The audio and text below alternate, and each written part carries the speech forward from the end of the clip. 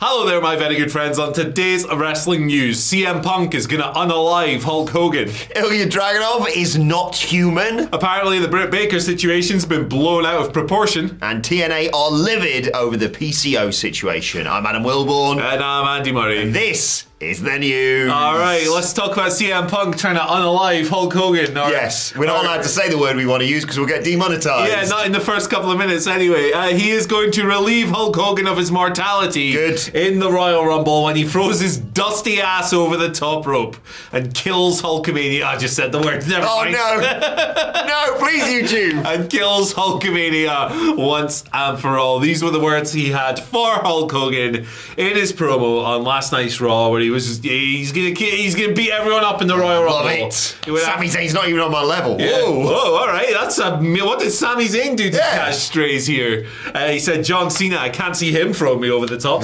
See what I did That's there? his thing. Straight out of the Wilborn basket of stuff, that one, wasn't it? Route one. Yeah. Roman Reigns, he couldn't settle his family business without me in War Games. Hell of a promo. Yeah. Jackie Redmond is standing there the whole time like, she's like looking off camera like, what the hell? What's this guy saying? He was pumped up, wasn't he? He was fired up. It was an absolutely sensational bit of business, really, across the board. It was Punk's biggest thing on the show. You know, they're doing this thing now on Raw where they interview with like a scape of the arena in the background. So if you didn't see it, you'll find it somewhere. It's doing the rounds all over the show. Yes, some of them I watch them and then I read reports about Raw and they're missing, and I assume that's because it's like our feed and there's maybe adverts going on in Netflix America or wherever. Yeah. So we get like sneak peeks at certain stuff, like Ludwig Kaiser going, Yeah, he's got a bad life at the moment, hasn't he? His partner is the women's champion, his best mate's the world champion. Hard times. What's he got in the middle? But yeah, this was a fun one because like the Hulk Hogan reference is obviously the thing that's getting the most traction. Yeah. Because on the Netflix debut, Hulk Hogan got booed like hell. So good. And all that stuff. So actually, Michael Hamflet of this parish told me a theory that he has this morning, whereby maybe they told him to talk about Hulk Hogan and throw his dusty ass out of the ring. Maybe that was like a little test of Hulk Hogan's,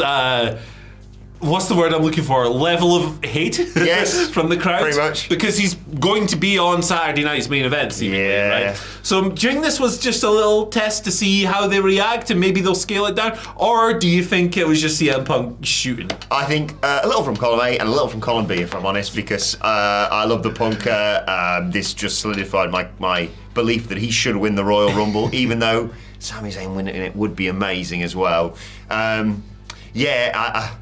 I mean, as if you needed another test. I know they could be like, well, we were in LA, so it's a different kind of crowd, let's try it here in Texas instead. No, everyone hates him. Everyone hates him. And they've talked about scaling back their sort of links to him. They're obviously still going to be sponsored by his disgusting beer. We've not even tasted it. But it's disgusting. Yeah, he's put his name to it. So I'm a Prime guy, you know that. Much better. Yeah. Obviously. But I think it's going to be very interesting how they use Hulk Hogan, if at all, at Saturday night's main event. Whether they just, they've got the bit that flashes up, it's like, what you going to do, brother, when Saturday night's main event, and the da-da-da-da-da. I think he's just going to be far more of like a, remember when Hulk Hogan did this at Saturday night's main event? He's if they've got any sense, they wouldn't even put him out there once, unless they want to just make him a heel, like send him out, like as we talked about when the whole thing kicked off on that Netflix debut. Maybe you just send him out as NWO Hulk and be like, see, it's good that he's getting booed. Yeah, the reaction to that whole thing was so funny, wasn't it? The PR thing when it was like, oh, well, he got a reaction. Yeah. So, like the old John Cena thing. Don't put him in the Rumble. As funny as it would be to see CM Punk throw his dusty ass over the top rope, as you say, or just everyone who probably wants to on that roster lay into him. Jacob Fatu, bro. I'd say change of plan. Change of plan. Sorry, Miz, your spot's been taken. Jacob Fatu crushing Hulk Hogan. We need to change our list. We did a list which is worth checking out of us predicting the 30 entrants. We didn't put Hulk Hogan on there, but we should have. We didn't put his dusty ass on there. Look, I thought this was a great promo from CM Punk. Yeah. Say what you will about the man and his various backstage activities. When it comes to the promos, he has still got his fastball 200%. Yeah. And I see him being amongst the favourites for the Rumble for sure. If I had the pen, I would definitely consider him in my top, potential winners. it's fun. It's just a bit of fun, and it popped the crowd, and it got the internet popping. It's so funny that you didn't really need to do anything with CM Punk until next Saturday, basically. Yeah. Could have just sat at home. He's announced himself for the Rumble, that's that. And yet here he is dominating the conversation after Raw because he's threatened Hulk Hogan's life. Yeah. I love this. Sensational. In the words of Patrice Evra, I love this game. And when Patrice Evra put a chicken breast in his sock, he had a hurt ankle one game, and then he put a chicken breast in his sock. At the end of the game, after 90 minutes of football, the chicken breast was half cooked. Legend. Is that a true story? Probably. Is that made up? I don't know. I don't know. I have no idea. But interesting guy, so. I don't know whether this has been affected by chicken or not, but a big update coming through about Ilja Dragunov and his torn ACL. He's obviously been out of action since September of 2024. Many of us thought, oh, that's a shame. That means he's out till probably post-WrestleMania. Torn ACL is, what, 6, 9, 12 months?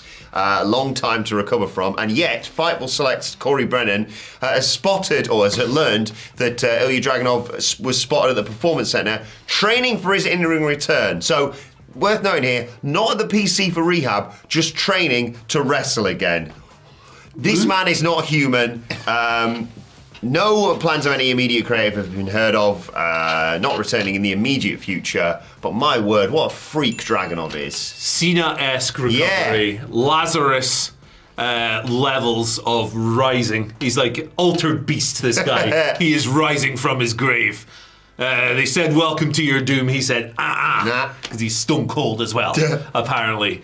What? That's ridiculous. How does he do it? Where was this man built? He's just a machine. You can't tell me that this guy's a human being. No. You simply cannot do it. He was built somewhere, and they inhabited him with the soul of the craziest mother effer on the planet. Now we get this insane wrestling robot. I am in awe of this level of comeback. It's ridiculous. I know he likes pain, but he must be in agony, like working through a torn ACL. Like in double the time it would take not even any normal person, any athlete. Yeah, this is it. It's like a 9 to 12 month injury. It's, some people even longer. Yeah. Depending on your age and your physical condition and all of this stuff. You've got to be careful as well, because they're all sort of ACL, MCL, they're all connected. And it's not like Ilja Dragunov is a wrestler who takes it easy in the ring either. Like, he's not an old dude or anything like that, but like, he's taken a few bumps in his time. He's paid a few dues. What's that match back with Gunther a few times? Gee whiz, like any of them, they're just complete insanity. I don't have much more to add than that. I mean, if by some miracle he can be in the Rumble, that'd be sick. Yeah, I was going to say, we're hoping if he could have some insane recovery that he could be on the Raw after WrestleMania, not the Rumble. Yeah, I'd still like them to do him and Gunther for the title as well. Like, for the freaks. That's one for the freaks. For sure. He'd be a great person in the chamber, wouldn't he? Oh my goodness gracious. Also, while the images were on the screen, I did Google Patrice Evra. He actually had chicken in his boot for 4 months. So I hope don't do that. Hope it wasn't the same bit of chicken. Oh. That would have been gross. But yeah, maybe that's Dragunov's secret. Maybe he just tucked a bit of chicken around that ACL, heal it up. Put his foot through the turkey at Christmas. Oh, it feels better. I think I'll just leave it in there. Actually, Ilja, that's our dinner. Nope, not anymore. Torpedo Moscow's the Christmas tree. Whatever. I love that man. I can't wait to see him back. Yeah, legend. Right. Okay. This is bizarre, right? It's a great news day. Yesterday was more newsworthy, but today's wild. Yeah, this is silly stuff. I woke up this morning and saw we had follow-ups on yesterday's stuff on CM Punk threatening to kill an elderly man. So, good times here in the WhatCulture Towers. All right, let's talk a bit about the Britt Baker situation. Yes. Obviously, yesterday we made a whole video. We covered the Wade Keller report. But he was like, Tony's taking her off TV. There was another incident on top of the MJF situation. He had a quote from someone who said that nobody wants to see her back. And he did say in that report, to be fair, that people could come out and then go, no, I want her back. Yes. But somebody is not fond of Britt Baker to the extent that they were comfortable sharing that with him. Yeah. So basically what Wade described there is what's happened now with Brian Alvarez, who's got a report here. Presumably they have spoken to completely different people. Mm-hmm. But Brian Alvarez put this behind his subscription thing on X. And he said, from talking to multiple people within AEW, the Britt Baker stories all over the internet today appear to be blown out of proportion. Way out of proportion. Good. Not just blown out of proportion.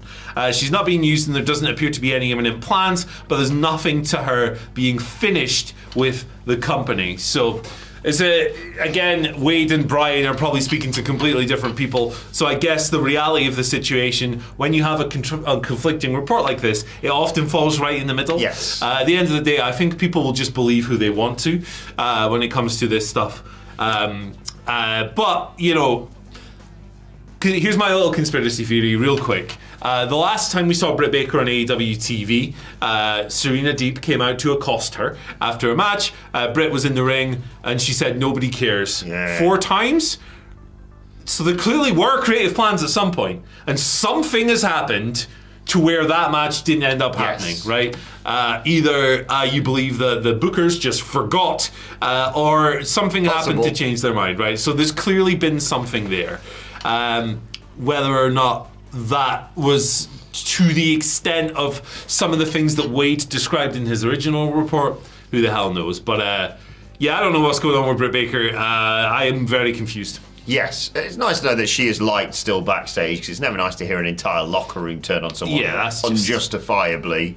And I can understand that there are people who have their issues with Britt at the same time, but she's just so talented that it's a shame she's not being utilised, or, you know, plans are being made to just, if they're not going to use her, let her go, because she'd be someone who would be snapped up by WWE, no questions asked, because of in-ring talent. We talked yesterday about how she was, you know, one of the pillars, and not in name, but she was one of the pillars of AEW when they started out, crucial to the development of that women's division, which has gone from strength to strength recently, of course.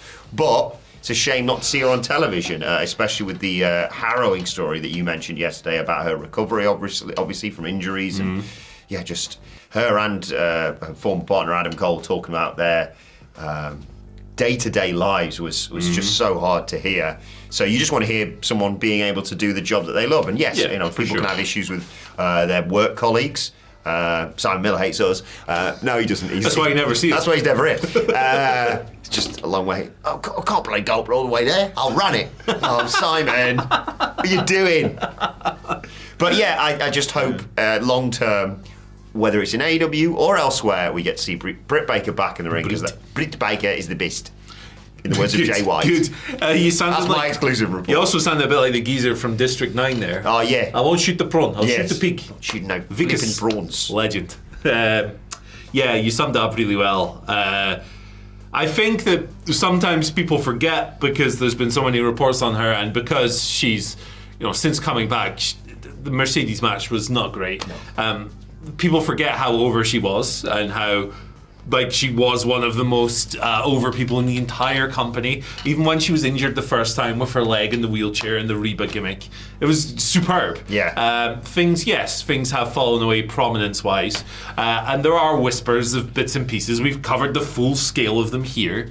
So now that all the information is out there, you can make up your own mind on the situation. Ultimately, you don't have to have a strong opinion on someone as a person, because you don't know this person. Exactly, yes. Right? You don't work with them, so you don't need to go, I hate Britt Baker. Actually, I love Britt Baker or whatever. I think it's probably more appropriate to just judge the people on their work. Yeah. Although there are always exceptions. Hulk Hogan said the M word, for example. That's a perfectly valid reason not to like him.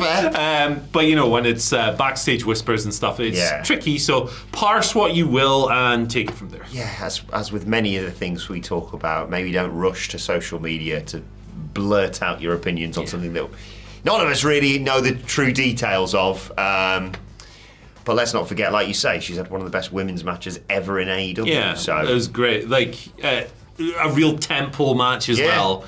For that division at a time when they weren't always booked so well. Exactly. So there you go. Speaking of follow-ups on yesterday's news, do you remember yesterday when we talked about the thing over the weekend where PCO smashed up the TNA Digital Media Championship at the GCW show, whilst TNA Genesis was presumably going on as well? Well, Fightful have come through with an update on this. GCW, by the way, in amongst all this, claimed they had no idea what was going on here. And then when it happened, they thought, well, this must be some sort of work for TNA or whatever. Nope, not the case. PCO basically finished up with TNA and decided, bollocks to this digital media championship, basically. Well, yeah, in an update on this from Fightful Select, as I say, TNA as a company are livid over the situation. The company claimed that PCO actually had a replica title. They're in possession of the real title, which people close to PCO deny, and he was set to lose it and finish up with TNA on the tapings this Thursday after his contract expired, as we mentioned on the report yesterday. They were, I love this last sentence, they were of the belief that he was upset that his deal wasn't renewed. You think? Yeah. I think there might be a bit of beef there, perhaps. I think he was a little bit annoyed. Considering they couldn't get that microwave. I do this bloody company? There was a story that came out yesterday as well, where it was like PCO was promised a world title reign under Scott D'Amore that never happened when he re-signed and stuff. Scott D'Amore's not there anymore. No. So that'd be an interesting thing to hold on to. I think PCO, in the parlance of this Newsweek, stands for a pretty cool old man. Yes. Because dudes going into business for themselves is good. It's good fun. It's good fun. As long as no one gets hurt. Yes. Obviously. I do feel sorry for the chair. Yeah, the poor chair. It had took the brunt of it initially, didn't it? It did. It got more damage than the title. That chair had a short but eventful life. So I wonder what they'll do now. I wonder if we'll get to this TNA show on Thursday, this Impact, the show they have every week. They could no-sell it, and they could just go, hey, this title's vacant now. Or they might have someone go, PCO took his ball and went home. Hey, this Can they turn this into Impact show's stacking up. You know, you've got whatever happens next with Tessa Blanchard, but also you've got an NXT tag title defense with the Fraxian versus the Rascals. That sounds great. And this whole speculation about the Josh Alexander situation. He was like, I'm quitting, not just this, but I'm quitting TNA, basically. And Santino Marella was like, I'll talk about that on Thursday. Lots to look forward to. You got a contract, Josh. You can be there. So maybe they'll do the Josh Alexander took his ball and went. Maybe they'll do something like that with him. Headgear can't protect you from the Cobra. Yeah, that's right. He goes straight down the nose. Like it's got to be nose. Yeah. Oh God, wrestling is so stupid. It's the best. It's the best thing ever. You know what else is the best thing ever? Oh, what's that? You clicking on this video right here for the 100 greatest Royal Rumble moments. Less than 2 weeks till the Rumble. Let's go. Ooh, Hulk Hogan gonna die. See you later. Bye.